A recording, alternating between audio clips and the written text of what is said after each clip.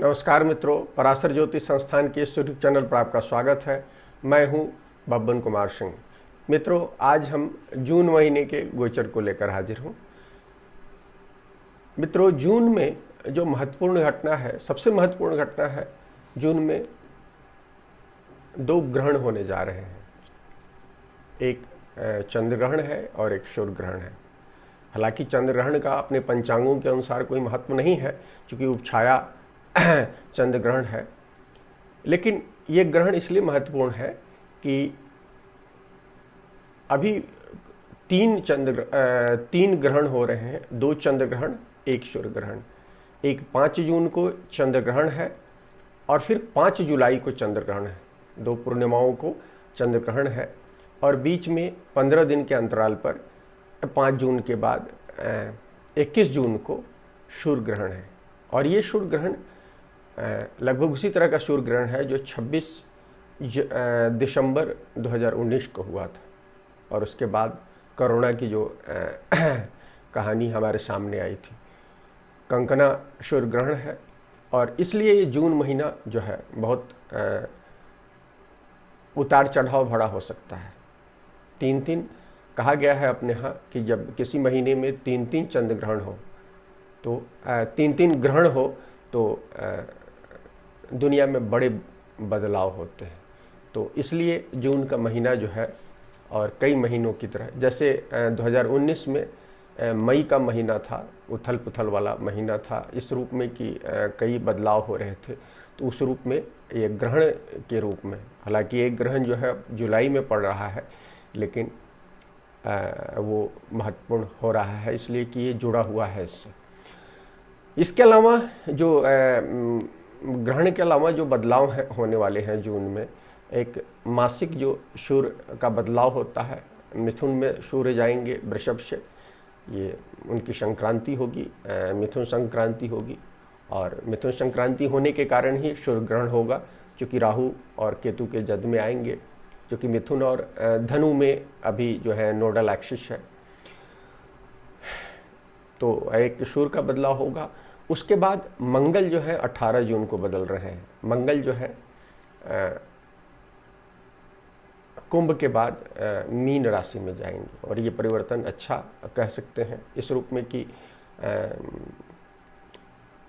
उच्च की राशि के निकलने के बाद कहीं ना कहीं थोड़ी सी शनि की दूसरी राशि में, चूँकि बहुत अच्छे नहीं होते हैं मंगल, तो वो उसके प्रभाव हम देख रहे हैं। अभी देखिए अमेरिका में जिस तरह से सोशल अनस्टेबिलिटी हुआ और जिस तरह से चल रहा है। हम लोगों ने बताया था, मंगल के गोचर की चर्चा करते हुए इस बात की चर्चा की थी कि दुनिया में अशांति की ओर बढ़ रहा है, कोरोना काल के बाद की स्थितियाँ, कोरोना काल की। तो ये चीज़, तो एक मंगल का बदलाव होगा। और उसके बाद जो है उसी दिन बुध जो है वक्री होंगे। बुध जो है मिथुन राशि में है और वक्री होंगे। और वक्री, मिथुन का वक्री होना इसलिए महत्वपूर्ण है कि देखिए साल में 3 बार बुध वक्री होते हैं, लेकिन ये जो है जो इस साल का दूसरा उनका वक्री काल है, ये इसलिए महत्वपूर्ण है कि इसमें एक सूर्य ग्रहण हो रहा है, एक तो ये है, और 4 ग्रह 18 से लेकर 25 जून तक लगभग 7 दिन 4 ग्रह वक्री होंगे। और यदि राहु केतु को जोड़ लें तो 6 ग्रह। इस तरह की घटनाएं बहुत कम होती हैं, माने कई सालों में देखी जाती है। और इसलिए भी ये जून का महीना महत्वपूर्ण होगा कि 7 दिन जो है ये 4, और यदि राहु केतु को जोड़ लें तो 6 ग्रह रहेंगे वक्री स्थिति में। और ये बताता है कि अनस्टेबल ये समय है। समय जो है, इस समय में कुछ भी ऊपर नीचे हो सकता है। बदलाव का, बड़े बदलाव का समय है निश्चित रूप से। इसके बाद 25 को जो है शुक्र जो है वक्री गति से निकल जाएंगे और वो डायरेक्ट मोड में आ जाएंगे अपनी ही राशि में। और ये एक बहुत बड़ी राहत की बात होगी, कारण कि शुक्र वहाँ से निकलने के बाद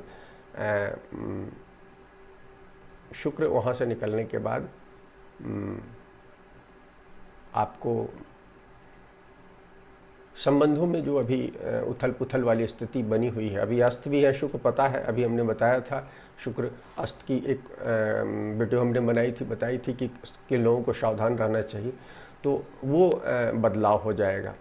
इसके बाद 29 को एक और महत्वपूर्ण बदलाव होगा कि गुरु, जो सबसे बड़ा आप कह सकते हैं इस ग्रहण के अलावा जो सबसे बड़ा बदलाव है कि गुरु जो है अपनी राशि में आ जाएंगे। गुरु अपनी राशि धनु में वापस आ जाएंगे वक्री गति से, और निश्चित रूप से गुरु का ये आना बड़े बदलाव की संकेत करेगा।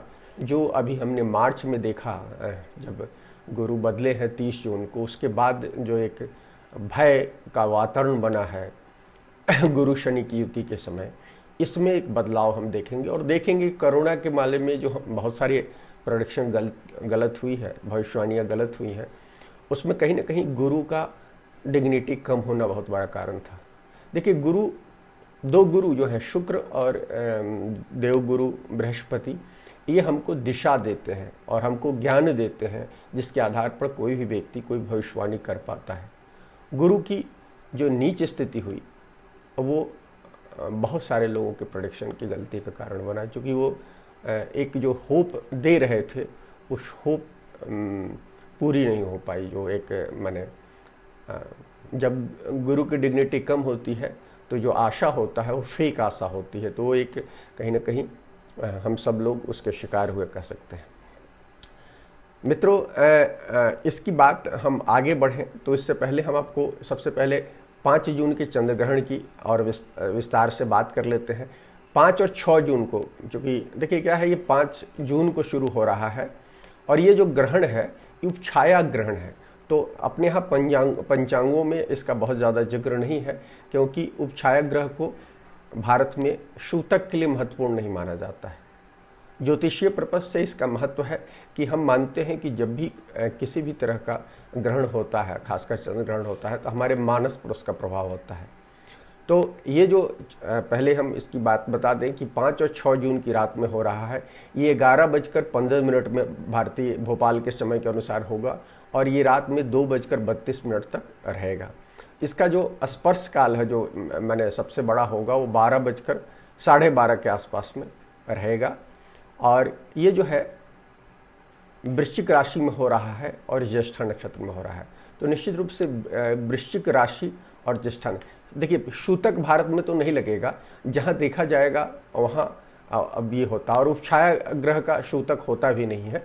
तो ये वृश्चिक राशि और ज्येष्ठा नक्षत्र, तो वृश्चिक राशि में जो लोग हैं और जो ज्येष्ठा नक्षत्र में जिनका जन्म हुआ, लग्न है या चंद्रमा है या निशूर है, तो उनको थोड़ा सा सतर्क होना चाहिए, क्योंकि कहीं ना कहीं कुछ मानसिक पीड़ा आने वाले समय में वो दे सकते हैं।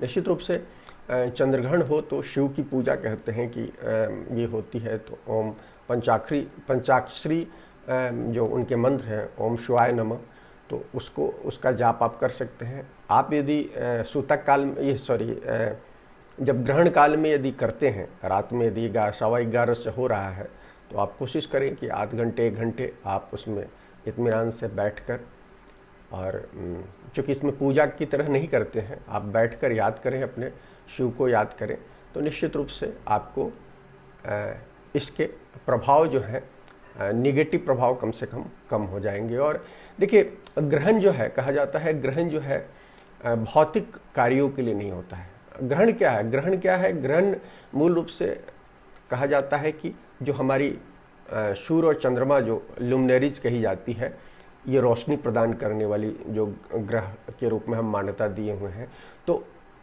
इस पर छाया आ जाती है, जो हम राहु केतु की छाया कहते हैं। और राहु केतु की छाया जो है वो हमको हमारी जो रोशनी है, हमारी जो दिशा है, उससे काट देती है।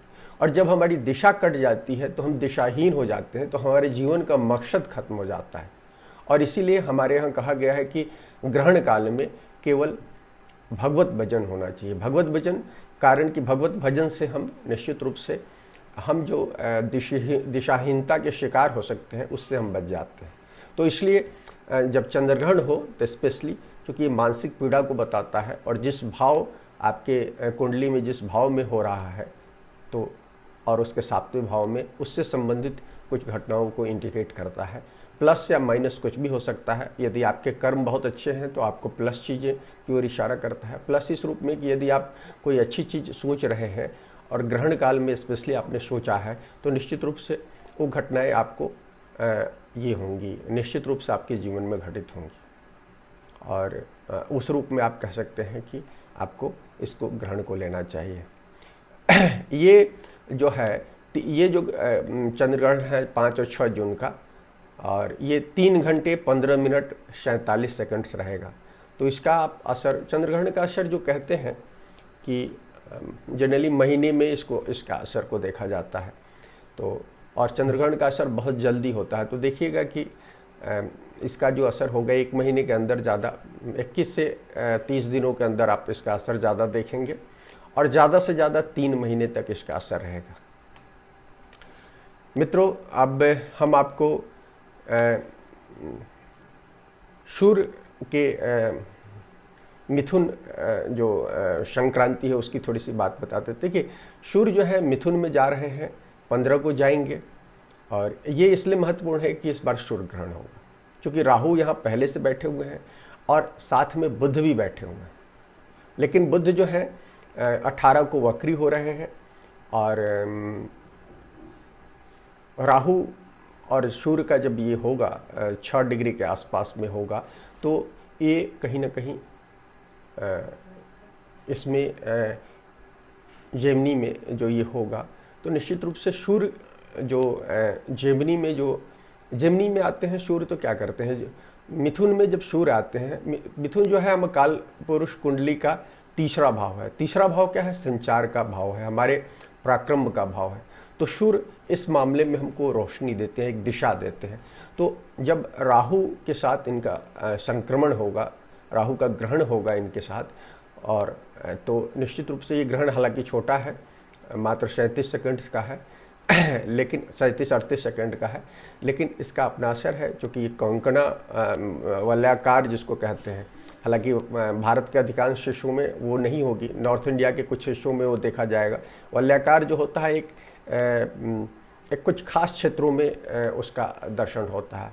उस क्षेत्र में यदि आप क्रॉस करते होते हैं तो आपको दिखता है। तो उस स्थिति में आप यदि वलयाकार वाली जगहों पर है तो निश्चित रूप से उसका असर विशेष रूप से आप देख सकते हैं, लेकिन दूसरी जगहों पर भी है तो भी उसका असर होता है। सूर्य ग्रहण के बारे में कहा गया है कि सूर्य ग्रहण जो है उसका इम्पैक्ट बहुत लंबा होता है। ग्रहणों के बारे में कहा जाता है कि ग्रहण जो होते हैं हर 18 साढ़े 18 साल के बाद रिपीट करते हैं एक ही समय काल में। जैसे अभी जो ग्रहण हो रहा है 21 जून को जो ग्रहण होगा, 21 जून को जो सूर्य का कंकण ग्रहण होने वाला है, वलयाकार ग्रहण जो होगा, ये ग्रहण जो है ये 2001 में हुआ था 21 जून को। और देखिए 2001 में हुआ था, और उस समय जब भी इस तरह का ग्रहण होता है और यदि नक्षत्रीय प्रभाव राहु और केतु का नेगेटिव होता है तो कुछ बड़ी घटनाएं होती हैं। 1945 में जो हिरोशिमा पर जो बम गिराया गया था, एटम बम, वो भी इसी तरह की स्थिति में हुआ था। उस समय ग्रहण हुआ था, ग्रहण के बाद राहु उस समय उसमें चल रहे थे, आद्रा में चल रहे थे। 2001 में भी आद्रा में चल रहे थे। इस बार क्या होगा, ये जो 21 जून का जो ग्रहण हो रहा है, ये ग्रहण जो है ये मंगल के मृगशिरा नक्षत्र में हो रहा है। अभी देखिए जस्ट कुछ दिन पहले, यदि आप ट्रू नोट से लेंगे तो अप्रैल में, और ये मीन नोट से जो जनरली हम ग्रहण वगैरह के लिए लेते हैं तो वो मीन नोट से, तो ये भी अभी जस्ट आए हैं 21 मई को, मई में आए हैं। वो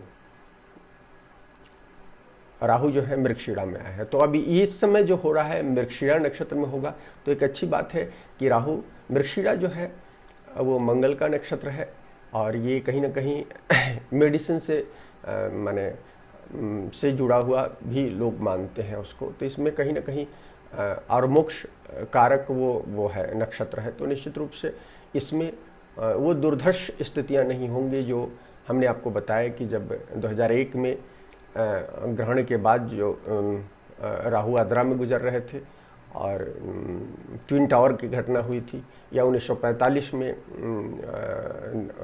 हिरोशिमा और नागासाकी में बम गिराया गया था।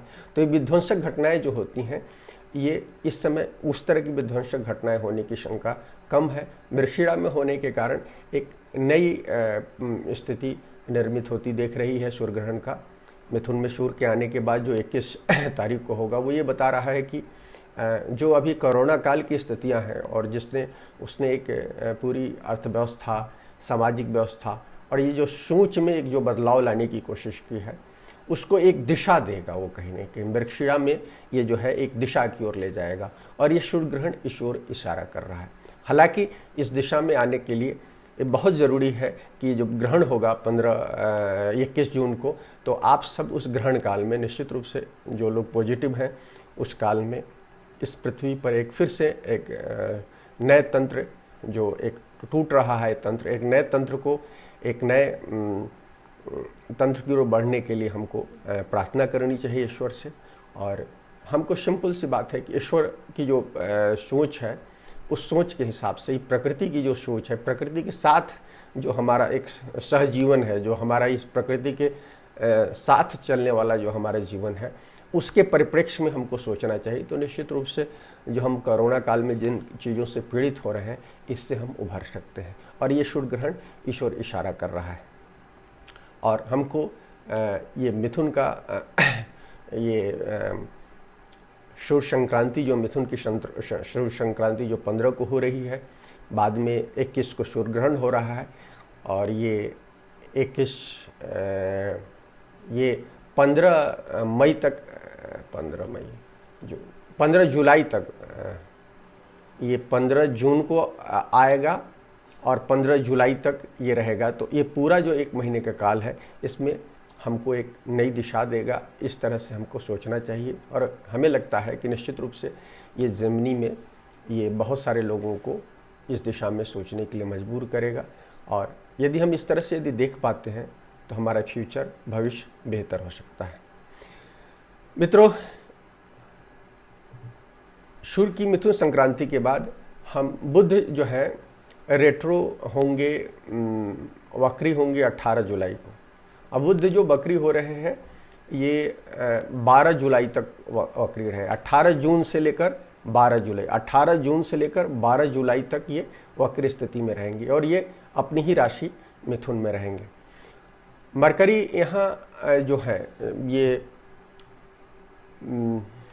इस मोशन में जब रहेंगे, तो पहले तो आप देखिए कि पहला सूर्य ग्रहण होगा। सूर्य ग्रहण के बाद ये जो मरकरी यहाँ रहेंगे, तो इस समय हमने बताया आपको कि 4 ग्रह इस समय वक्री होंगे। पहले से शनि वक्री है, गुरु वक्री है, शुक्र वक्री है। इसमें इत्तेफाक की एक अच्छी बात है कि 7 दिन के अंदर 25 जून को शुक्र का वक्री गति खत्म हो जाएगा, लेकिन 7 दिन के लिए 4 ग्रह रहेंगे। और इसी में सूर्य ग्रहण भी 21 तारीख को हो रहा है। तो आप मान कर चले कि 18 से 25 जून तक, जब तक शुक्र भी वक्री रहते हैं, 4 ग्रह रहेंगे। तो ये एक बड़े अनरेस्ट की ओर बता रहा है, सामाजिक रूप से, राजनीतिक रूप से और सांस्कृतिक रूप से, किसी भी रूप से आप देखें तो एक बड़े बदलाव। देखिए, बुध जो है संचार के ग्रह हैं, हमारे सहज बुध के ग्रह हैं और कहीं ना कहीं ये पॉजिटिव ग्रहों के साथ रहकर हमको हमेशा सद्बुद्धि देते हैं। विष्णु के साथ हम इनको जोड़ते हैं। तो इसलिए बुध का वक्री होना, और जब ऑलरेडी 3 ग्रह वक्री हो रहे हैं, तो ये अच्छा नहीं है। तो ये एक बड़े बदलाव की ओर बता रहे हैं। तो इसलिए बहुत ज़रूरी है कि बुध के इस वक्री काल में हम अपनी वाक शक्ति का दुरुपयोग नहीं करें। क्योंकि देखिए, जब भी ग्रह वक्री होते हैं तो ये बताते हैं कि हमारी सोच जो है वक्री हो जाती है। जो हमारी सीधी सच्ची सरल सोच होती है, वह विकृत हो जाती है। तो हमको सबसे ज़्यादा इसमें ध्यान रखने की ज़रूरत है। दूसरी चीज़ है कि ये पूरा का पूरा जो काल होगा 12 जुलाई तक का, इसमें आपको अपने जो भी निर्णय लेने की स्थितियाँ हैं, उसको रोक देना चाहिए। इसलिए कि इस समय कोई भी आप निर्णय लेंगे, बुध जो है हमारे रुपए पैसे को भी डिनोट करते हैं, हमारे व्यापार को, ट्रेड को डिनोट करते हैं, हमारे पुनः एनालिटिकल जो साइट्स हैं हमारी उसको डिनोट करते हैं। तो यदि हम इस समय कोई डिसीजन लेते हैं तो वो गलत डिसीजन हो जाएगा। और हमने आपको बताया कि इस समय 7 दिनों के लिए शुक्र भी रहेंगे इनके साथ, और गुरु और शनि भी है। तो हमारे तंत्र को रिप्रेजेंट करने वाले शनि, हमारी प्रज्ञा को रिप्रेजेंट करने वाले गुरु, और दूसरे रूप में हमको एक समान एक सहज बुद्धि में सहायक करने वाले शुक्र। तो सभी ग्रह क्या कहते हैं इस समय वक्री होंगे।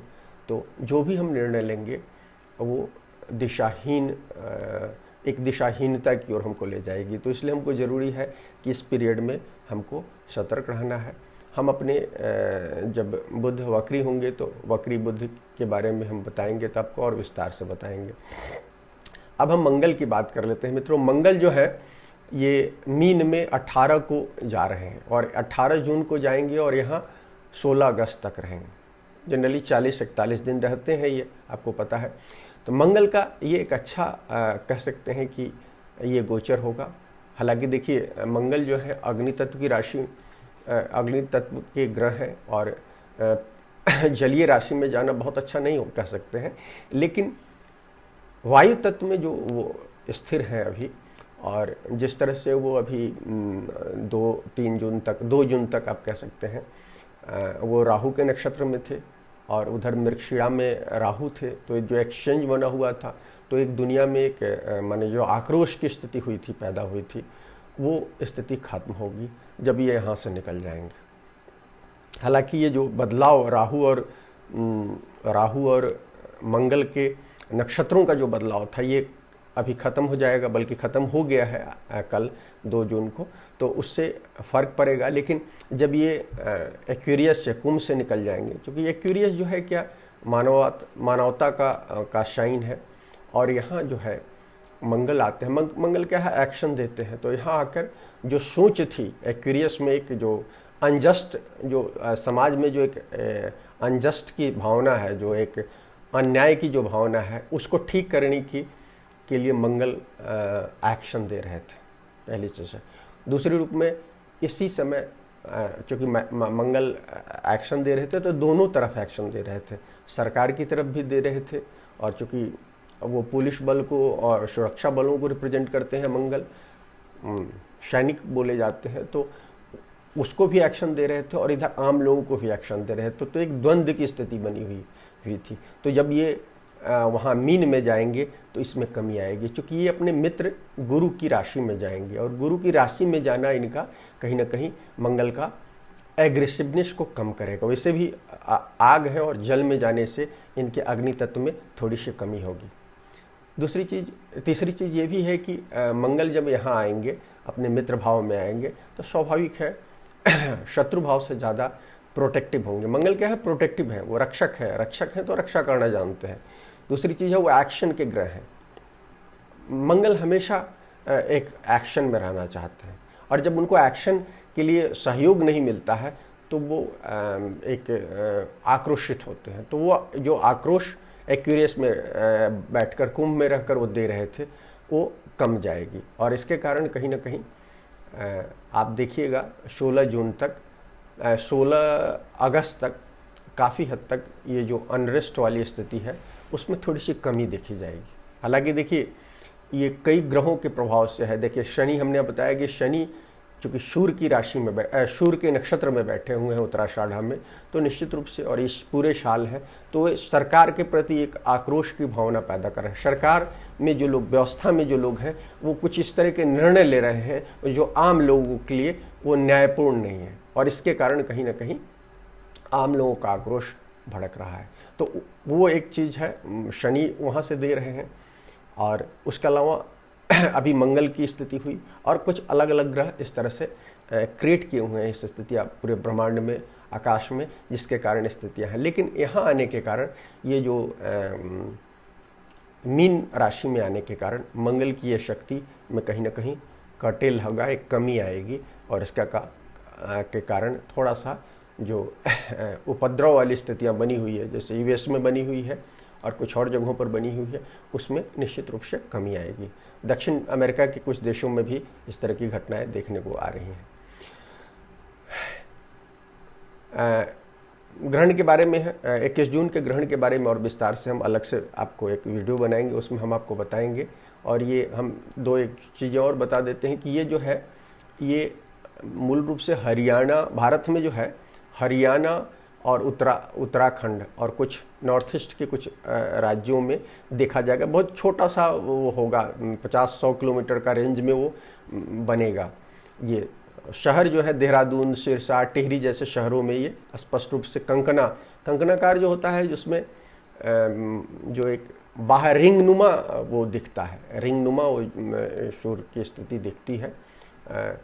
वो चूँकि चंद्रमा, सूर्य ग्रहण कब होता है? जब पृथ्वी और सूर्य के बीच में चंद्र आ जाता है, लेकिन उस समय जो परिधि होती है चंद्रमा की वो पूरे सूर्य को ढकने लायक नहीं होती है, तो एक उसके बाहर रिंग नुमा स्थिति हो जाती है। तो ये चीज़ें आपको एक कुछ ही शहरों में दिख पाएगा, जैसे बड़े शहरों में देहरादून, सिरसा, टिहरी जैसे कुछ शहरों में दिखेगा, क्योंकि वो एक खास परिक्षेत्र में ही होगा। लेकिन वो नॉर्थ इंडिया को बता रहा है और नॉर्थ इंडिया में ये चीज़ें हो रही है। देखिए पिछला जो सूर्य ग्रहण हुआ था 26 दिसंबर वाला, वो हुआ था साउथ इंडिया में दिखा था। वो जो कंकड़ा हुआ था वो भी कुछ सीमित क्षेत्र में, वो साउथ इंडिया में दिखा था। अभी नॉर्थ इंडिया में हो रहा है। ये 6 महीने के अंतराल पर हो रहा है। ये पूरी सीरीज होती है, पूरी की पूरी सीरीज होती है। तो ये जो है ये कहीं ना कहीं बता रहा है कि नॉर्थ इंडिया में कुछ प्राकृतिक घटनाएं हो सकती हैं, दूसरी चीज़, नॉर्थ इंडिया का बॉर्डर जो है चाइना के साथ लगा हुआ है, तिब्बत के साथ लगा हुआ है, नेपाल के साथ लगा हुआ है। तभी देखा नेपाल के साथ संबंधों में किस तरह का तीखापन आया है। तो इसमें कुछ चीज़ें डेवलपमेंट और कुछ आप देख सकते हैं। चाइना के साथ कुछ भारत का द्वंद्व बढ़ सकता है। तो ये आने वाले समय में, चूँकि सूर्य ग्रहण ये लगभग 37-38 सेकंड का है ये, तो निश्चित रूप से आप मान कर चलिए कि वो लगभग अगले 6-8 महीने तक, 6 महीने उसका असर होगा। और उसका असर, सूर्य ग्रहण के बारे में कहा जाता है कि सूर्य ग्रहण पर जब मेल्फिक जिस अंश पर सूर्य ग्रहण होता है, 6 अंश के आसपास में हो रहा है, वो जो है सूर्य ग्रहण जो हो रहा है ये मिथुन राशि में आश्लेषा नक्षत्र में हो रहा है। तो ये 5.5-6 के अंश पर हो रहा है। तो यहाँ जब कोई मेल्फिक ग्रह आता है तो उसका असर होता है। इस बार क्या हुआ है कि राहु ऑलरेडी निकल चुके हैं। राहु अभी 5 अंश पर है, यदि आप देखिएगा तो 5 अंश के आसपास में है। तो उससे आगे के अंश में होगा, तो राहु उसको क्रॉस नहीं करेंगे। पहले जो हुआ था 2001 में हुआ था या 1945 में हुआ था, उस समय राहु पीछे थे और राहु हमेशा माने पीछे की ओर चलते हैं। तो वहाँ वो क्रॉस किए थे उस बिंदु पर, तो उसके बाद बहुत बड़ी घटना को ट्रिगर किया। इस बार वैसी चीज़ें नहीं हो रही है। और मंगल भी आगे है, मंगल अभी साल भर बाद आएंगे। तो इसलिए ये स्थितियाँ साल भर नहीं, लगभग 5-6 महीने बाद आएंगे। तो जब मंगल आएंगे तो कोई भी जब मेल्फिक ग्रह आते हैं तो इसका असर होता है। अभी या शायद शुक्र या 1-2 और ग्रह आएंगे, तो इसलिए बहुत ज़्यादा आप असर इसका नहीं देखेंगे। बल्कि हमने आपको कहा कि यदि आप पॉजिटिव ढंग से सोचते हैं, जो तंत्र एक टूटा है, जो एक हमारी जो एक संरचना टूटी है, चाहे वो हमारी आर्थिक संरचना हो, चाहे हमारी सामाजिक व्यवस्था टूटी हो, ये कोरोना के बाद जो एक बंदी की स्थिति रही है हर देशों, अलग अलग देशों में, तो हमारे सोच में एक बड़े बदलाव को लाया है। तो उसको यदि हम सही ढंग से लेंगे तो निश्चित रूप से ये सूर्य ग्रहण हमारे लिए पॉजिटिव हो सकता है। इसके बाद हम आपको बताएं कि गुरु 25 को शुक्र जो है वक्री स्थिति से निकल जाएंगे। तो हमने बताया कि शुक्र जब वक्री स्थिति से निकलेंगे तो निश्चित रूप से चूँकि शुक्र अपने घर में बैठे हुए हैं टॉरस में, तो स्वाभाविक रूप से कालपुरुष कुंडली का दूसरा भाव है। तो आपको धन के मामले में जो एक ब्रेक लगा हुआ था उस ब्रेक को ठीक करने की कोशिश करेंगे। और टॉरस खासकर वृषभ लग्न, चूँकि भारत का लग्न वृषभ लग्न है, तो भारत के लिए भी ये सुखद स्थिति बनेगी फिर से, और कुछ चीज़ें अच्छी होंगी। और महिलाओं की जो स्थितियाँ गड़बड़ थी उसमें भी सुधार होगा। और हम जब वो बदलाव होगा तो उसके बारे में विस्तार से आपको बताएंगे। 29 को जब गुरु बदलेंगे, आएंगे वक्री स्थिति तो वक्री ही रहेगी, लेकिन वो अपनी राशि में आ जाएंगे और यहाँ फिर आएंगे तो वो राहु और केतु के जद में आ जाएंगे। लेकिन खास बात है कि राहु केतु के जद में रहते हुए गुरु ने स्थिति को थोड़ा बहुत कंट्रोल किया हुआ था। तो फिर आप देखिएगा कि गुरु जब आएंगे अपनी राशि धनु में, तो निश्चित रूप से ये जो अभी एक भय का माहौल बना हुआ है कोरोना काल में, पिछले मार्च से, भारत में तो कम से कम मार्च से स्थितियां देख रहे हैं, दूसरी जगहों पे फरवरी मार्च से स्थितियां ज़्यादा खराब हुई हैं। तो इसमें एक परिवर्तन आप देखेंगे निश्चित रूप से, और आप कह सकते हैं कि एक डेवलपमेंट दिख रहा है। और जो अभी हम लोग, बहुत सारे लोग जो देख नहीं पा रहे हैं, फिर वापस देखने की स्थिति में आएंगे। जो गुरु डिग्निटी में होंगे तो हम लोगों को ज़्यादा बेहतर ढंग से चीज़ों को हम देखकर आपको बताने की स्थिति में होंगे। मित्रों, अब हम आपको राशिफल इस महीने के जून के बारे में कुछ बात कर लेते हैं। देखिए, हम जो राशिफल आपको बता रहे हैं ये आप लग्न से देख सकते हैं और चंद्र से देख सकते हैं, दोनों से एवरेज लगाकर आप देख लीजिए। दोनों जिससे यदि बातें निकल रही तो निश्चित रूप से वो घटना आपके जीवन में होने की संभावनाएं होंगी। मेष लग्न राशि की बात कर लेते हैं मित्रों। लग्नेश मंगल जो है, लग्नेश या ये राशि से आप कुछ भी कर लीजिए, यदि राशि से देख रहे हैं तो राशि से देख लीजिए।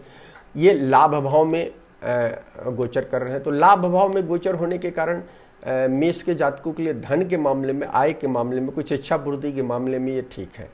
लेकिन मंगल फिर चले जाएंगे 18 को चले जाएंगे मीन में, तो उसके बाद स्वाभाविक है मंगल थोड़ा सा खर्चा बढ़ा देंगे और थोड़ा सा सेहत के मामले में भी है, उसके बाद आपको थोड़ा सा ध्यान रखने की ज़रूरत है।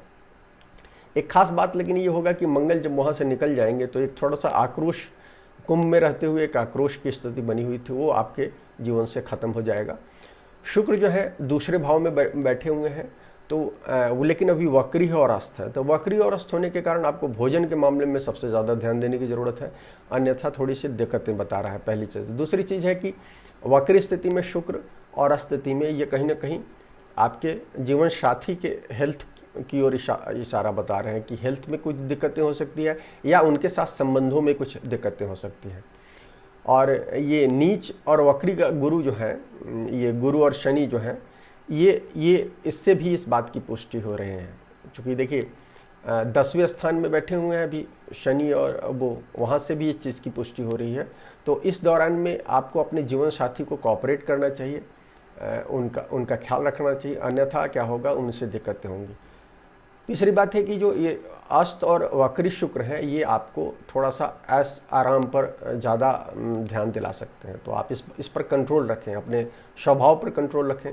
रिलेशनशिप, गलत रिलेशनशिप की ओर ले जा सकते हैं। दूसरी चीज़ है अनावश्यक खर्च को दे सकते हैं। तो इन चीज़ों से आप बचिए। कोरोना काल में हमेशा याद रखिए कि अभी जो दुनिया बदल रही है, बदलाव की दुनिया है, इसमें पैसे को बचाने की ज़रूरत है। अनावश्यक तो खर्च होने ही नहीं चाहिए आपके जीवन में।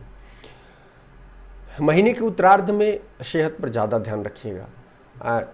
छात्रों के लिए समय ठीक है, और सोने उने में आपको दिक्कतें होती हैं। यदि आप इस समय यदि कुछ आप गलत हैबिट्स है तो आपको रात में सोने में दिक्कत आ सकती है इस महीने में, ये दिख रहा है। मित्रों, वृषभ लग्न राशि की बात करते हैं। शुक्र जो है अस्त है, अभी 8 तारीख तक अस्त है, फिर ये 25 जून तक वक्री है। तो इसके कारण कहीं ना कहीं ये बताता है कि आपको, वृषभ के जातकों को सबसे ज़्यादा रीथिंक करना है अपनी स्ट्रेटजी पर। पिछले सालों के बारे में सबसे ज़्यादा सोचने के लिए मजबूर कर सकता है इस समय। धन भाव में सूर्य ग्रहण हो रहा है, आपके धन भाव में होगा, क्योंकि मिथुन में होने जा रहे हैं। और ये दोनों इस बात की ओर पुष्टि कर रहे हैं कि आपको एक नए सिरे से सोचने की ज़रूरत है। और यदि आप नए सिरे से सोचेंगे तो शायद जीवन में फिर से एक नया मुकाम आप हासिल कर सकते हैं। 7वें भाव में चंद्र ग्रहण होगा और धन भाव में सूर्य ग्रहण हो रहा है। तो ये दोनों इस बारे में आपको बता रहे हैं कि आपको धन के मामले में सावधान रहने की ज़रूरत है। आपको इस महीने में कोई नया इन्वेस्टमेंट नहीं करना है, और खान पान पर भी कंट्रोल करने की ज़रूरत है। यदि आप खान पान, यदि जैसे देखिए वृषभ के जातक जो होते हैं एग्जोटिक खाने को पसंद करते हैं, बहुत माने रईस होते हैं खाने पीने के मामले में। पंजाबी कल्चर के लोगों को कह सकते हैं भारत में डिनोट करते हैं। पंजाब के लोग खाने पीने में बड़े वो होते हैं। तो ये वृषभ के जातकों का ये क्वालिटी होता है। तो उससे अभी बचने की ज़रूरत है। अभी जो है आप खाने में थोड़ा सा सादा खान पान, प्रकृति के अनुरूप खान पान करें तो वो ज़्यादा होगा। तामसिक खान पान जो है आपको नुकसान कर सकता है। नवम भाव में शनि है, शनि और गुरु हैं दोनों, और दोनों वक्र स्थिति में हैं और एक दूसरे को कहीं ना कहीं दिक्कत दे रहे हैं। तो धन के मामले में थोड़ी सी चीज़ें, कुछ चीज़ें वो दे सकते हैं, लेकिन एक चीज़ है कि धन के मामले में दे सकते हैं। जॉब में स्वाभाविक है, यदि आप कुछ काम करेंगे तो काम के मामले में वो चीज़ देख रहे हैं। और मंगल जब ये मंगल 18 जून तक है वहाँ, और चूँकि मंगल वहाँ है तो 10वें स्थान में दिग्बली होते हैं। तो ये दोनों तीनों स्थिति बता रहा है कि कहीं ना कहीं कुछ लोगों को करियर में जिनकी दशा भुक्ति अच्छी होगी तो उनको कुछ फ़ायदा इस पीरियड में 18 जून तक मिल सकता है। खासकर टेक्निकल फील्ड में लोग जो लोग हों, रियल एस्टेट वाले लोगों को भी कुछ हो सकता है फ़ायदा, या गारमेंट्स वगैरह में काम करते हैं, शुक्र गारमेंट्स को बताता है, गुरु से भी कुछ लोग वस्त्र को देखते हैं, तो इस तरह से आप कह सकते हैं ये बताता है। और चूँकि 11वां भाव जो है वो टेक्नोलॉजी को बताता है, टेक्निकल फील्ड के लोगों को भी कुछ फ़ायदा हो सकता है जिनकी दशा भुक्ति अच्छी है। मिथुन लग्न राशि की बात करते हैं। देखिए, सूर्य ग्रहण आपकी कुंडली में होने जा रहा है, आपके लग्न कुंडली में या राशि कुंडली में होने जा रहा है, तो आपको इस महीने में सबसे ज़्यादा सावधान रहना है।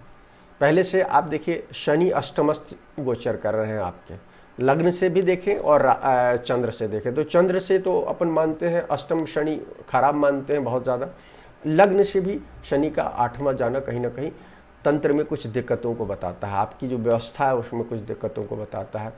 तो ये सूर्य ग्रहण भी इस समय हो रहा है, तो आपको भी, जैसे हमने वृषभ के लिए कहा था, आपको भी कहीं ना कहीं रीथिंक करने की ज़रूरत होगी।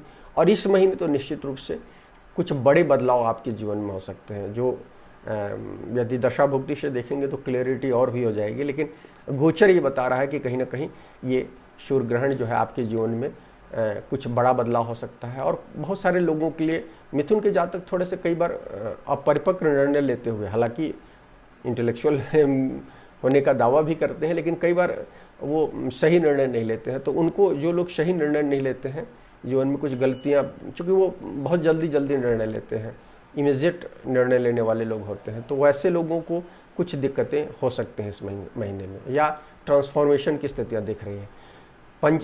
5वें भाव में आपके चंद्रग्रहण होगा, और चंद्रग्रहण 5वें भाव में होगा, और सूर्य ग्रहण आपके अपने भाव में हो रहा है। तो ये दोनों चीज़ें बता रहा है, यहाँ से हेल्थ की ओर इंडिकेट कर रहा है। तो आप अपने हेल्थ पर नज़र रहें, स्पेशली जो लोग बीमार हैं, जो लोग 50 से ऊपर के लोग हैं, वो सब लोग इस समय में अपना ध्यान रखें। खासकर जिन लोगों का हार्ट वगैरह का प्रॉब्लम हो तो निश्चित रूप से वो, क्योंकि इस समय में कुछ आने वाले समय में सूर्य ग्रहण के बाद कुछ स्थितियाँ बन सकती हैं, तो आपको सावधान रहना चाहिए। दाम्पत्य जीवन में ओवरऑल आपका क्या कहते हैं ठीक रहेगा, लेकिन माता जी के साथ आपके वैचारिक मतभेद हो सकते हैं, या वे बीमार हो सकते हैं इस पीरियड में। चंद्रग्रहण के बाद स्पेशली इस बात का 5 जून के बाद आप इस बात को महसूस कर सकते हैं। 18 जून के बाद मंगल जब 10वें भाव में जाएंगे तो वो दिग्बली हो जाएंगे, तो निश्चित रूप से जो लोग अच्छी दशा भुक्ति में जा रहे हैं उन लोगों को कुछ फ़ायदा वो दे सकते हैं।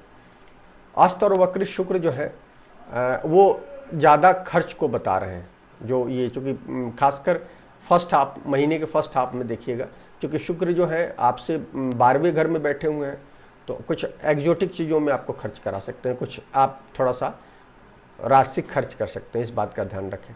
हम आपको कहेंगे विष्णु सहस्त्रनाम का पाठ करें, और जब चंद्रग्रहण हो तो निश्चित रूप से चंद्रग्रहण के समय में आप अपने जो भी इष्ट देव हैं, नहीं तो विष्णु को याद करें, ओम भगवते विष्णुनाय नमः के रूप में, या ओम भगवते विष्णुनाय नमः, या विष्णु सहस्त्रनाम का पाठ करें, याद हो तो विष्णु सहस्त्रनाम का पाठ करें। कर्क लग्न राशि की बात करते हैं मित्रों, 5वें भाव में चंद्रग्रहण आपके होगा, और चंद्रग्रहण का सबसे ज़्यादा असर जो होता है चंद्रमा की राशि पर होता है। तो कर्क आपकी राशि है, तो आपको भी अपनी मानसिक और शारीरिक दोनों स्थिति का ध्यान रखना है। और आपको भी निश्चित रूप से चंद्रग्रहण के समय में कहूँगा, हालांकि भारत में उसका कोई सूतक का मान्यता नहीं है, उसके बावजूद कहेंगे कि उस पीरियड में जो 11:15 से शुरू हो रहा है, रात के 2:32 तक चलेगा, तो इस बीच में आप आधा घंटा 1 घंटा जो भी समय लगे, आप 2 घंटे जो भी आप कर सकते हैं, तो ज़रूर अपने इष्ट को याद करें। भगवान शिव को ओम भगवते ओम शिवाय नमः का आप पाठ कर सकते हैं, आप ज़रूर करें, इनको याद करें। ये आपको निश्चित रूप से जो कुछ खतरे दिख रहे हैं उससे आपको बरी करेंगे निश्चित रूप से। योगा, और इस महीने आप योग और ध्यान जरूर करें, और अपने खान पान पर नियंत्रण रखें, पानी जल के इंटेक्ट को बढ़ा दें।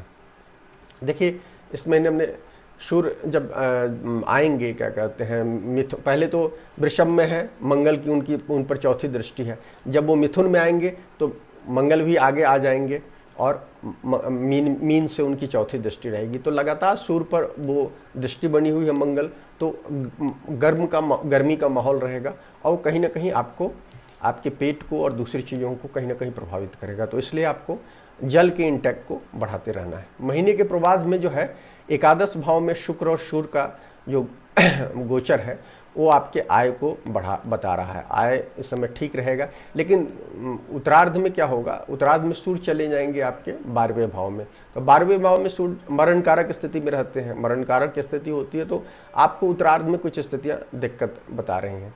बच्चे और रोमांस के मामले में भी सावधान रहना है। हालांकि इस समय कुछ लोग कुछ नए संबंध में जा सकते हैं, लेकिन आप वो पीड़ित करेंगे, वो जो संबंध में जाएंगे तो आप पीड़ित करेंगे। तो जो लोग सीरियस रिलेशनशिप में हैं उनके लिए तो ठीक है।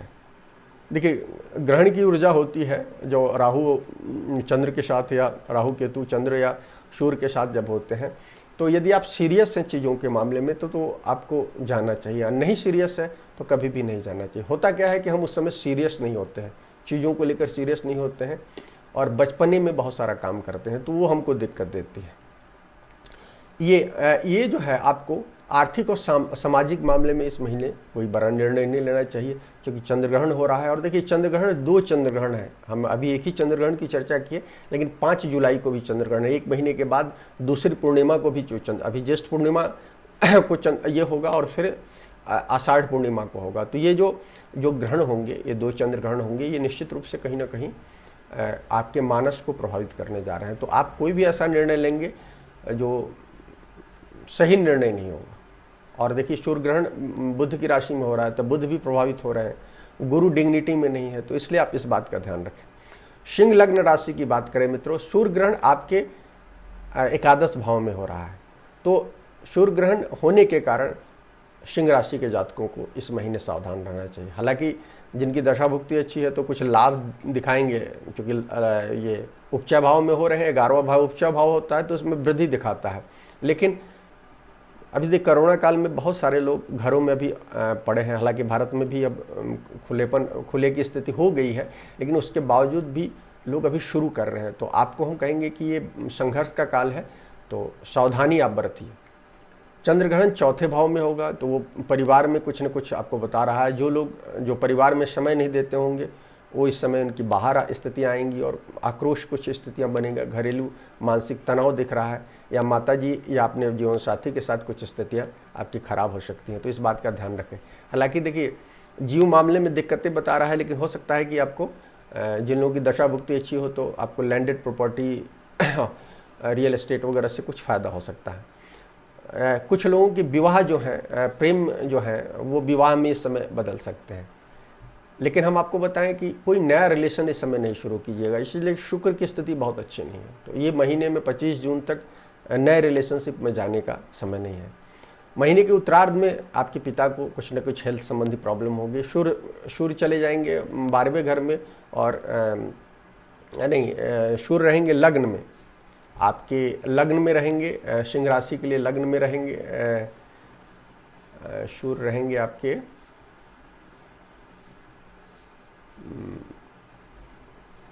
सूर्य किस राशि में जा रहे हैं सूर्य जो है, लेकिन पिता के स्वास्थ्य को आपको दिक्कत बता रहे हैं, उनकी सेहत पर नज़र रखिए। 6ठे भाव में ये है शनि जो है 8ठम भाव के गुरु के साथ हैं, तो ये इस महीने के अंत तक हैं, 29 को बदल रहे हैं, तो वो कहीं ना कहीं डिग्निटी उनकी खराब है, पहली चीज़ है। और वो रोग को डिनोट कर रहे हैं, गंभीर रोग को गुरु डिनोट कर रहे हैं, और शनि तो है ही रोग के स्वामी है आपके कुंडली में, तो ये दोनों मिले हुए हैं, तो ये किसी गंभीर रोग की ओर इशारा कर रहे हैं। और संयोग से ये मंगल भी क्या कहलाता है, इस समय अष्टम में चला जाएगा आपके 18 के बाद। तो ये दोनों ये स्थितियाँ जो बता रही हैं कि कहीं ना कहीं आपको कुछ हेल्थ संबंधी प्रॉब्लम हो सकती है। तो इसके कारण आप अपने ध्यान रखिए। खासकर त्वचा संबंधी कुछ चीज़ें हो सकती है, कुछ पेट संबंधी चीज़ें हो सकती है। हमने पहले बताया कि मंगल की दृष्टि भी रहेगी सूर्य पर, तो गर्मी का माहौल है, तो कुछ आपकी व्यस्तताओं के कारण गर्मी के शिकार हो सकते हैं, तो लू वगैरह के भी शिकार हो सकते हैं। इस महीने जो लोग व्यापार करते हैं उनको लेबर की समस्या आ जाएंगी। देखिए ये तो बड़ी समस्या है भारत में या कि दुनिया भर में है, खासकर भारत में स्पेशली कि सिटीज़ से लोग चले गए हैं, गाँव की ओर चले गए हैं, तो इसके कारण कहीं ना कहीं दिक्कतें दिख रही है। हालांकि दशा भुक्ति जिनकी अच्छी हो उनको, कुछ लोगों को जो नौकरी पेशा लोग हैं उनको कुछ फ़ायदा हो सकता है इस समय। विदेश में से जुड़े हुए लोगों को, MNC वगैरह से जुड़े लोगों को फ़ायदा हो सकता है। कन्या लग्न राशि की बात करते हैं मित्रों। लग्नेश बुध जो है कर्म भाव में मजबूत होने के से देखिए एक चीज़, बुध 10वें भाव में इनके हैं और कभी भी लगने से 10वें भाव में होते हैं, राशि से 10वें भाव में होते हैं, वो तो बहुत बड़ी मजबूती राजा की तरह आपको बनाते हैं। तो बुध जो है इस समय रहेंगे, हालांकि यहीं पर वो होगा आपके 10वें भाव में ही सूर्य ग्रहण होगा, तो ये बताता है कि लॉन्ग टर्म में कुछ चीज़ें आपके बदलाव की है, लेकिन इस महीने निश्चित रूप से कुछ फ़ायदा की स्थिति बता रहा है। और जब वक्री हो जाएंगे 17 के बाद, तो थोड़ा सा संचार के मामले में आपको ध्यान रखना है, अपनी बातचीत के मामले में ध्यान रखना है, कुछ भी गलत बात नहीं बोले, क्योंकि आप कुछ बोलेंगे तो हो सकता है उसका थोड़ा सा नेगेटिव इम्पैक्ट हो। लेकिन पूरे महीने दूसरे और 9वें भाव के स्वामी शुक्र की मजबूत स्थिति है और पंचम में शनि भी मजबूत स्थिति में है कुल मिलाकर, क्योंकि अपने घर में है, तो इन दोनों के कारण इकोनॉमिक कंडीशन भी आपकी ठीक दिख रही है। सूर्य ग्रहण चूँकि बुध ये हो रहे हैं, ये दूसरी राशि मिथुन में हो रही है और ये आपके 10वें घर में हो रही है, तो आपको सबसे ज़्यादा आपको वाणी का ध्यान रखना, हमने पहले ही कहा है, नहीं तो अन्यथा कुछ लोग आपको कुछ मिसकम्युनिकेट कर सकते हैं और कुछ लोग गलत आरोप भी लगा सकते हैं आप पर। आप कुछ बोल रहे हैं कुछ और उसका आप पर आरोप लग सकता है, तो इस बात का ध्यान रखें। चंद्र ग्रहण तीसरे भाव में होगा और बुध के ही ज्येष्ठा नक्षत्र में हो रहा है, तो संचार और यातायात के मामले में आपको सबसे ज़्यादा ध्यान रखना है। ये मिथुन वाले को भी ध्यान रखना है और वर्गों के चार्ट को भी ध्यान रखना है। गुरु और चंद्र की कमजोरी के कारण दाम्पत्य जीवन में कुछ उतार चढ़ाव हो सकता है। हालांकि शनि जो है पंचम में शनि गुरु है, तो वो जिन लोगों के रिलेशनशिप माने खासकर रोमांस वगैरह होगा और गंभीर होगा, तो निश्चित रूप से उसकी शादी में परिणति बता रहे हैं। कुछ लोग नया मकान उकान इस समय परचेज कर सकते हैं, खासकर ये स्पेशली जब गुरु जाएंगे चौथे घर में, तो ये चीज़ें स्पेशली हो सकता है। तुला लग्न राशि की बात करते हैं मित्रों। लग्नेश शुक्र जो है अष्टम भाव में वक्री है और अस्त स्थिति में है। अस्त तो 8 को खत्म हो जाएगा, लेकिन वक्री स्थिति 25 तक रहेगी, तो 25 तक ये स्थितियाँ बनी हुई है। तो तुला के जातकों को सबसे ज़्यादा अपनी सेहत का ध्यान रखना है और जो लोग गलत काम में लगे होंगे उनको, और दशा भुक्ति भी खराब चल रही होगी, तो उनके लिए बड़ा ट्रांसफॉर्मेटिव समय है ये सब कहीं ना कहीं। क्योंकि देखिए अष्टमस्थ शुक्र, चतुर्थ भाव में शनि और गुरु, ये जो है ये बता रहे हैं कि कहीं हो सकता है कि आपको फेफड़े में और छाती से संबंधित कुछ बीमारियां हो। तो देखिए अभी जो कोरोना में भी वही सबसे ज़्यादा छाती की बीमारी की ओर संकेत आ रहा है, तो आपको कोरोना काल में खासकर आपको विशेष रूप से ध्यान रखना है। बाहर निकलने में सोशल डिस्टेंसिंग का पालन करना चाहिए। ये तुला के जातकों को जो स्पेशली गलत काम करते हों, सरकार का टैक्स मारते हों या और भी कुछ दूसरे कामों में गलत कार्यों में संलग्न हो, तो उनको के लिए बदलाव का समय है, क्योंकि इनकी कुछ करतूतें इस समय बाहर आ सकती हैं, गलत काम की माने चीज़ें बाहर आ सकती है, तो इस बात का ध्यान रखें।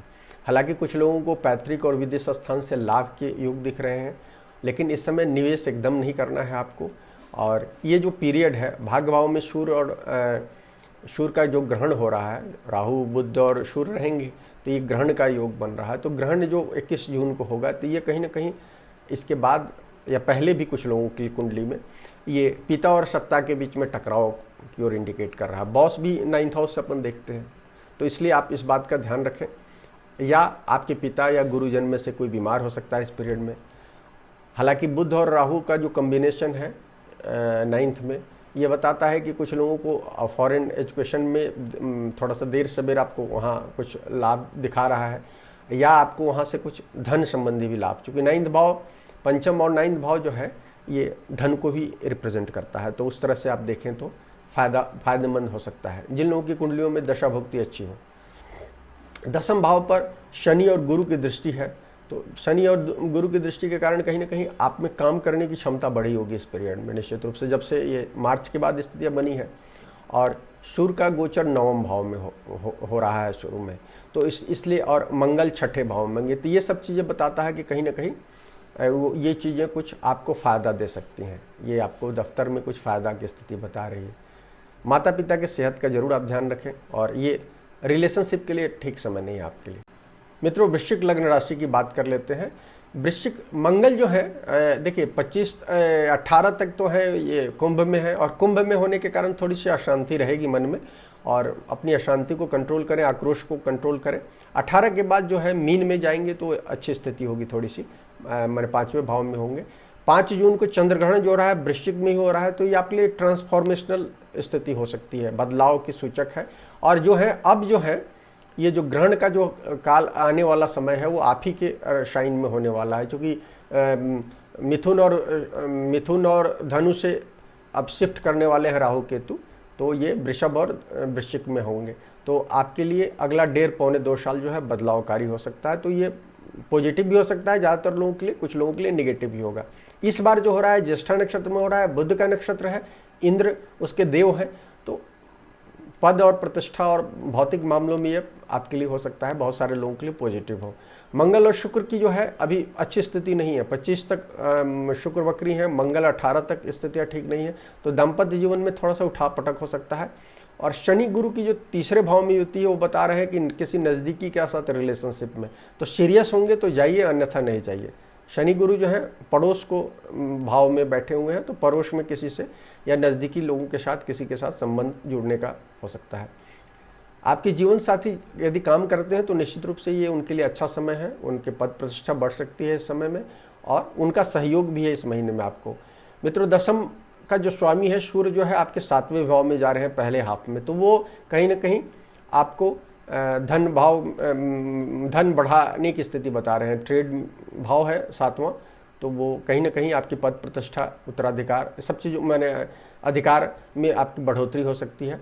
हालांकि उसके बाद 8वें सूर्य चले जाएंगे तो वो कुछ दिक्कतें बताते हैं, तो उस समय आपको ध्यान रखना होगा। उत्तरार्ध में आपको चूँकि सूर्य भी 8वें चले जा रहे हैं तो आपको ध्यान रखना, अपने सेहत का ध्यान रखना है। अष्टम भाव में चूँकि सूर्य ग्रहण भी होगा, और अष्टम से अष्टम में बृहस्पति और शनि की स्थिति भी बनी हुई है मैंने तीसरे भाव में, तो वो सब चीज़ें आपके स्वास्थ्य को कुछ दिक्कतें बता रहा है। धनु लग्न राशि की बात करते हैं मित्रों, गुरु की डिग्निटी अभी अच्छी नहीं है 29 तक, तो ध्यान रखिए अभी आपको दिशाहीनता हो रही है। तो दिशाहीनता होने के कारण आपके भोजन में, सेहत पर कुछ फर्क हो सकता है। एवं धन भाव में बैठे हुए हैं गुरु शनि के साथ, तो धन के मामले में भी उतार चढ़ाव बता सकते हैं। अपने आँख का ध्यान रखें, मौसमी स्थिति के हिसाब से खान पान करें इस समय। उत्तरार्ध में आपको अपनी पिछली मेहनत से कुछ विदेश से आय दिख रही है। व्यवसायिक क्षेत्र में जो लोग काम करते होंगे वो उनको भूमि भवन वगैरह से, रियल एस्टेट वगैरह में फ़ायदा दिख रहा है। इवन टेक्निकल क्षेत्र में जो लोग काम करते हैं उनको भी फ़ायदा दे रहा है, वैज्ञानिक साइंटिस्ट वगैरह के लिए फ़ायदेमंद समय दिख रहा है। हालांकि लाभ थोड़ा सा कम आपको दिख सकता है। 5-6 जून को जो होगा चंद्रग्रहण, वो आपके व्यय भाव में होगा, और व्यय भाव में होने के कारण वो खतरे को, अनावश्यक व्यय को बता रहा है, तो इस बात का ध्यान रखें। हालांकि जो लोग सेवा क्षेत्र भाव से काम करते होंगे, आध्यात्मिक होंगे, उनके लिए पॉजिटिव समय रहेगा। सप्तम में जो सूर्य ग्रहण हो रहा है वो आपके दाम्पत्य जीवन में कुछ दिक्कतों को दिखा सकता है, खासकर जो लोग अपने दाम्पत्य जीवन में समय नहीं देते होंगे, ऐसे लोगों को अलगाव तक की समस्या का सामना करना पड़ सकता है। हालांकि जो लोग अपने दाम्पत्य जीवन में समय देते हैं, उस पर मेहनत करते हैं, उनको कोई चिंता की बात नहीं है। मकर लग्न राशि की बात करते हैं मित्रों, मकर जो है में के शनि जो है अभी वक्री हो गए हैं, तो वक्री होने के कारण पापी ग्रह है, वक्री होने के कारण कहीं ना कहीं आपको भी थोड़ा सा हेल्थ के मामले में दिक्कतें हो सकता है, क्योंकि गुरु अभी है 29 तक, तो गुरु भी आपकी सेहत को प्रभावित कर सकते हैं। 5-6 अंश पर जो है जिन लोगों का 5 से 6 अंश तक ये हो चंद्र हो, तो उनको विशेष रूप से सावधानी रखनी चाहिए, क्योंकि 7.5 आपकी चल रही है। डीप 7.5 के कारण आपको कहीं ना कहीं कुछ मनोवैज्ञानिक रूप से आप कमज़ोर होंगे, और उसके कारण कहीं ना कहीं सेहत आपकी प्रभावित होगी। दूसरी ओर जो सूर्य ग्रहण होगा वो आपके अर्थ त्रिकोण में हो रहा है, 6ठे भाव में हो रहा है आपके, तो अर्थ त्रिकोण को प्रभावित करेगा, तो वो भी आर्थिक रूप से उतार चढ़ाव को बता रहा है। तो धन हानि हो सकती है, हालांकि कुछ लोगों को धन लाभ भी हो सकता है। इस महीने आपको दाम्पत्य जीवन में उतार चढ़ाव हो सकता है, तो आप अपने जीवन साथी के साथ अच्छा व्यवहार रखें, और किसी भी नए रिलेशनशिप में नहीं चले, क्योंकि ये रिलेशनशिप चलने वाला नहीं। इस समय जो रिलेशनशिप आएगा वो अच्छे नहीं होगा। हालांकि कई नए लोग आपके संपर्क में आएंगे तो ध्यान रखिएगा, सामाजिक जीवन में भी तो आप सोच समझ कर रिलेशनशिप में, किसी भी तरह के संबंधों में आप सोच समझ कर बढ़ें। कुंभ लग्न राशि की बात करते हैं। कुंभ लग्न में चूंकि मंगल बैठे हुए 18 जून तक, तो आपको सबसे ज़्यादा ध्यान रखना है। आपको खासकर लग्न में बैठकर कहीं ना कहीं मंगल कुछ मामले में फायदेमंद दे रहे हैं, आपको कुछ एक्शन दे रहे हैं, लेकिन वो आपको आक्रोश भी दे रहे हैं। तो इसके कारण आप कुछ ऐसे काम कर सकते हैं।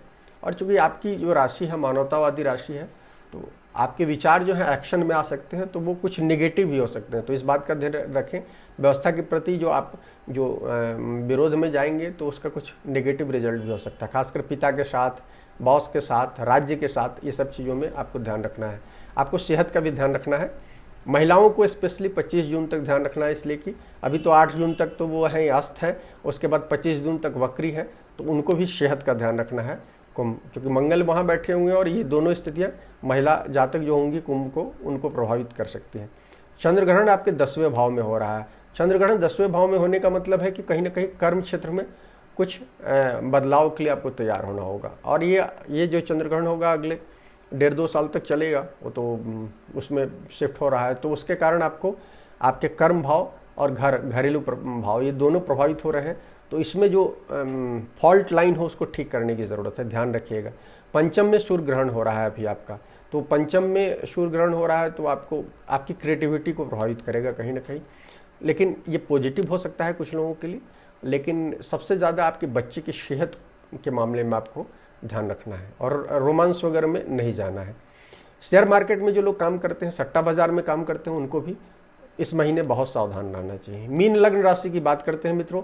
लग्नेश हैं जो गुरु हैं आपके, और अभी वक्री हैं और शनि के साथ हैं, नीच की स्थिति में है, माने डिग्निटी नहीं है। तो आपको पूरे महीने ध्यान रखना चाहिए। आपको भी सेहत का ध्यान रखना चाहिए, क्योंकि देखिए गुरु जो है आपके 11वें भाव में है। 11वां भाव छठे से छठा होता है, हेल्थ को बताता है सेकेंडरी रूप से, पहली चीज़। और इसके जो स्वामी हैं शनि है, और वो 12वें भाव के भी स्वामी है। तो 11वें 12वें दोनों भाव के स्वामी होकर ये बैठे हुए हैं गुरु के साथ, तो ये हेल्थ को नाजुक बना रहे हैं। तो जिन लोगों को दशा भुक्ति खराब हो तो वो तो सबसे ज़्यादा सतर्क रहें। चंद्रग्रहण जो है आपके 9वें भाव में होगा, तो 9वें भाव में होने के कारण आपको एक मेजर शिफ्ट की ओर इशारा कर रहा है आपके जीवन में, कुछ फ़ायदा भी हो सकता है।